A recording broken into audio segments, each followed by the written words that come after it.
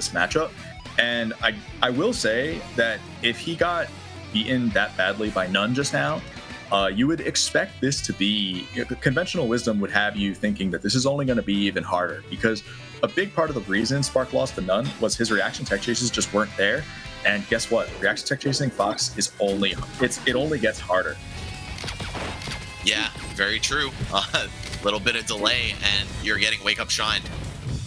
That's the problem, is Wake Up Shine can just easily lead into a stock, so you've got to be on your toes, but maybe that'll get Spark to wake up and give him the adrenaline rush that he's going to need. Yeah, right, like it's not enough that it's just a frame 1 invincible escape option off the tech chase, but it can also lead to up smash or a lot of different things and just end your stock, so that does seem a little bit like a huge thorn in his side, but of course, if he's able to pull it off and maybe use a little bit of premonition in addition to his reaction, I think we could see him pull this one out. Yeah, let's see where this platform follow-up goes. Okay, SFAT makes it out of the corner by up throwing Spark. Again, that's not just like a neutral game opening, it's also like a way out of the corner, so it's pretty much a 2-for-1 what SFAT got just there.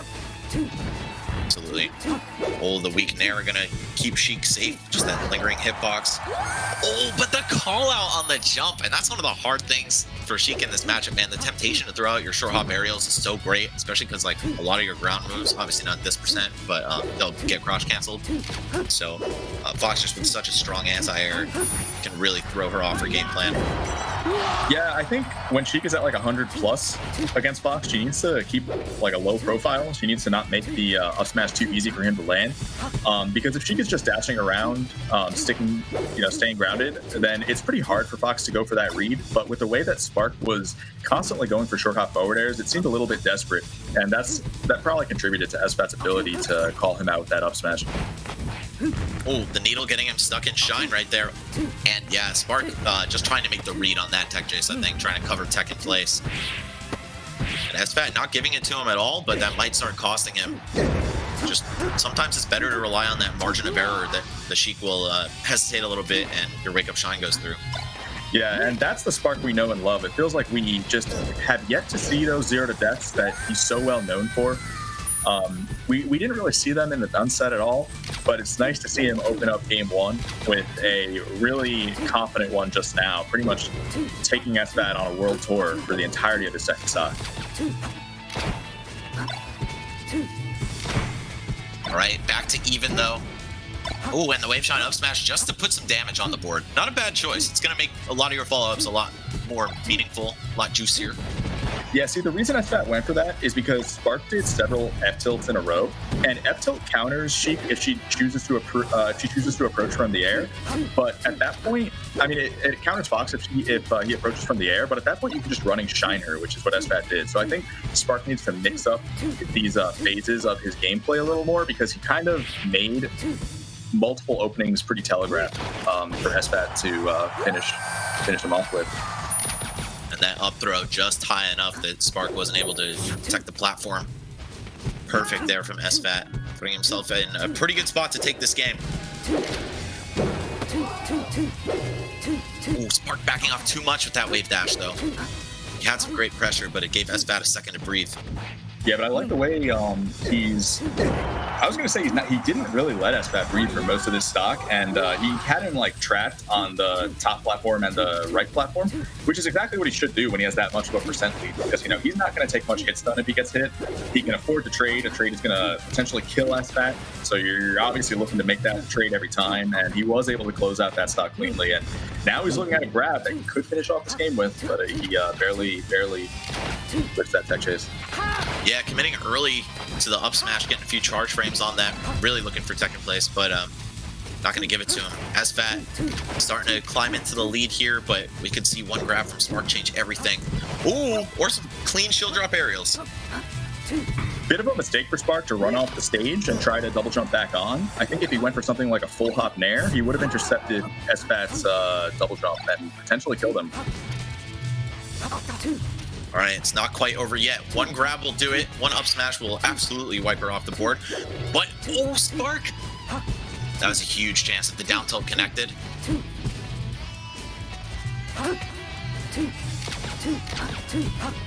All right, SFAT gonna stick to the center, shoot the gun a little bit. Oh wow, and he goes straight. Yeah, he goes straight to the up air. A lot of Foxes will just take the safer route of sending Spark to the right, forcing a recovery, but SFAT just goes for it all, and he got the read there, so he's up 1-0. Yeah, catching that jump, that was super clean. And that was a pretty hefty game one right there. Like, after how blindingly quick some of these sets have been. It honestly wasn't the cleanest play from either player. I think Spark's punish game has remained lacking. Ironically, it felt like his punishes on HBox were the cleanest. And it could be a net play thing. It could be just like punishing the slower characters is easier. It doesn't require as much reaction, really. And it feels like if those reaction times are slightly compromised, even slightly, I could see why Spark would be missing so frequently against characters like Falcon and Fox. Right, could also be a stamina thing. Like, imagine how much of yourself you've got to exert to take a set on HBox, and then getting thrashed by none, staring down elimination in the loser's bracket. So Spark maybe he needs a Red Bull right now.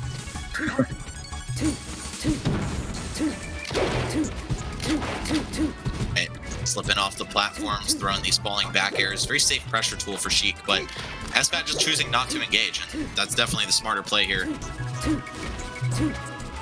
Not gonna outrange a laser.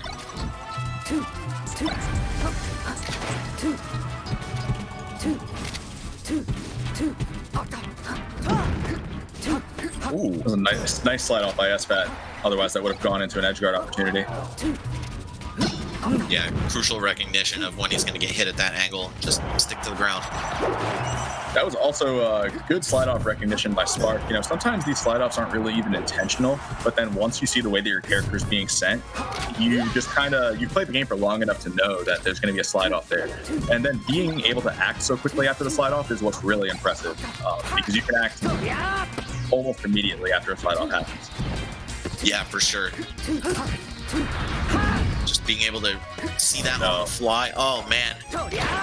Spark finally just going on stage. I've noticed he kind of has a tendency to take the gamble on looking for the ledge grab angle on his up Bs, and both None and SFAT have done a great job of punishing that, calling it out. Yeah, SFAT's missed a few of these edge guards just now because he is above 100%, so his ledge get up animations, they do get slowed down considerably. You got to pay attention to that when you're facing Sheik, and you pretty much have to choose those ledge get up options earlier than you normally would have in order to continue edge guards in the same fashion.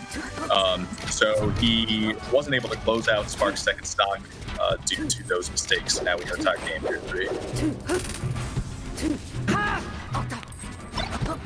Oh, Spark putting himself in danger running off the stage there, but doesn't get sniped by the shine.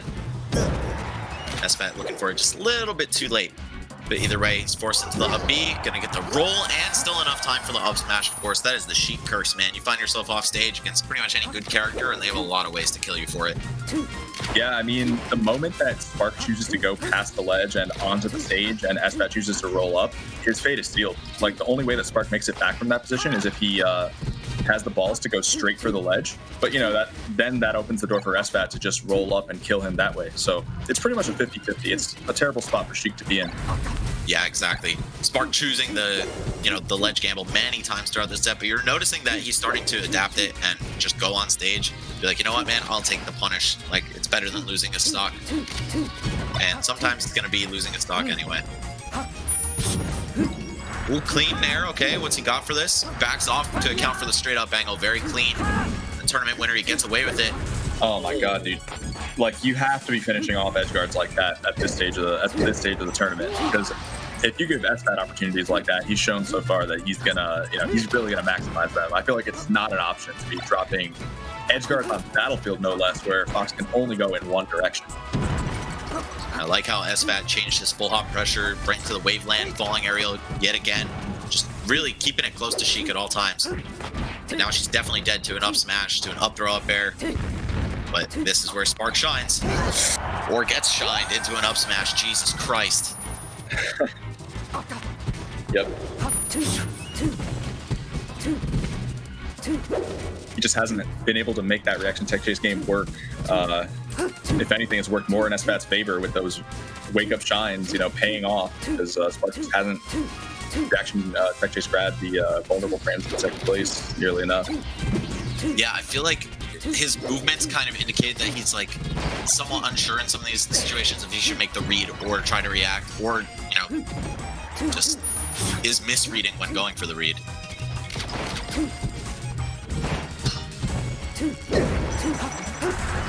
Okay, SFAT forced into the up B. Spark though in ground and needle lag, so he's not going to be able to capitalize. Now we've got up throw. Oh, into nothing. SFAT maybe looking for just an easy shield grab or something there, but got roll away. Probably a technical flub. Yeah, I think those jabs could have gone straight into a down smash. He does manage to close out the stock regardless, though. And I think this is a mandatory, this game 2 is a mandatory win for him.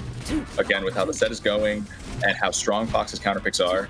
And I just noticed how long this game has gone on for. It's been a 5-minute game. You don't really see that too often in Melee. Oh, goodness. Yeah, Spark has to finish this. Oh, and gets finished instead. Oh, he just needed a weak bear, and I think Fox would have just plummeted. Yeah, that's just not an option, man. Like, Spark has no excuses at this point. I think he probably just knocked himself out of the tournament by dropping that edge guard. Because SFAT gave that to him, and he just didn't finish him off. We could see him rally back, run the reverse 3-0, but, I mean, SFAT's been playing quite well. Like you said, just his baseline Fox is so good. Not a player who really gets too ambitious with his tech skill, and as a result, like, his consistency is pretty solid because of that.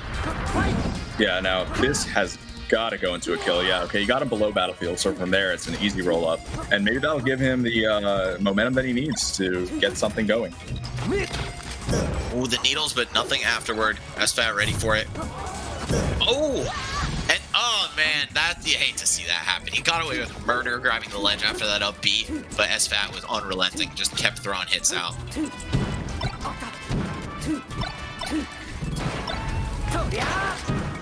Yeah, SFAT going for these options that can open up any character, even at low percent, such as Drill and Shine. He was able to get a nice Wave Shine punish started and get Spark to a much more manageable percent to work with. Oh, a little slow on the platform tech chase. I think he saw that out for SFAT just a little bit too late and wasn't ready to press forward enough. Still very even territory, manages to catch the dash attack fair, and if he completes this, that's really good, but yeah, okay, there we go. Cross stage.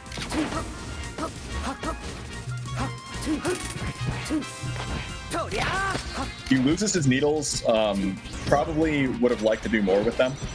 Needles can be one of Sheik's best ways to open up Fox since they can lead into a grab even at 0.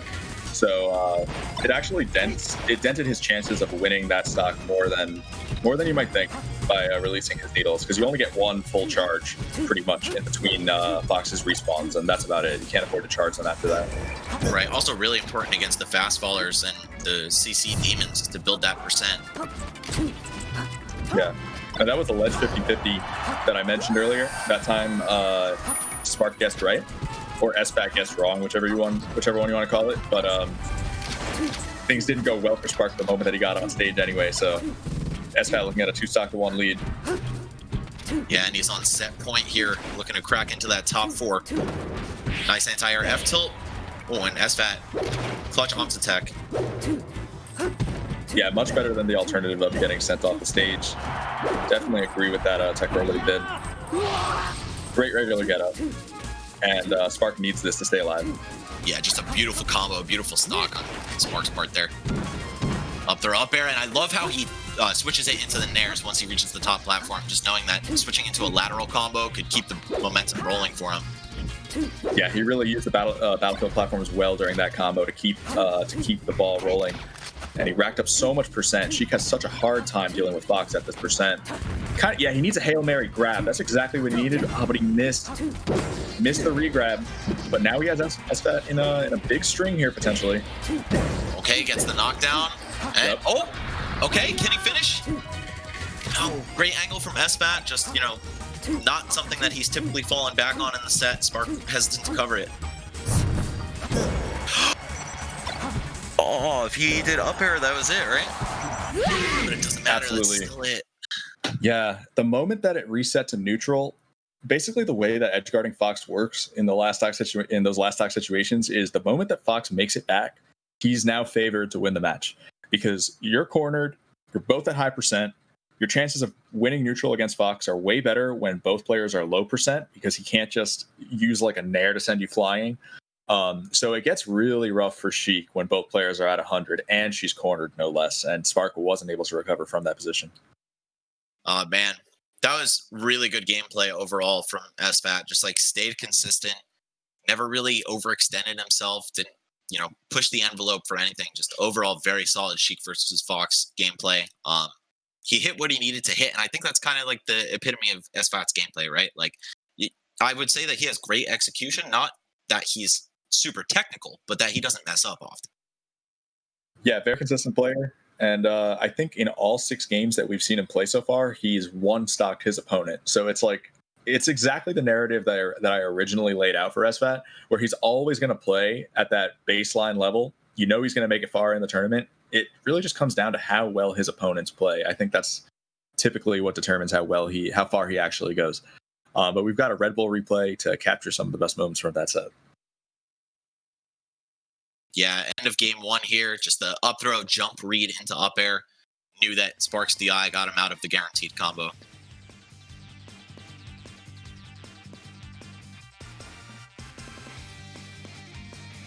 Clean finish there on Sparks' end. But that was just so sad. I feel like, he could have traded Nair with Firefox, gotten that boost back to the ledge. But they're a much better edge guard. Yeah, knowing how to time the trade could have won Spark the game there. I think the ending of that game too is like definitely what Spark will be kicking himself about, because man, we went into this top 8 with such high expectations for him. I think he still has had the most impressive performance of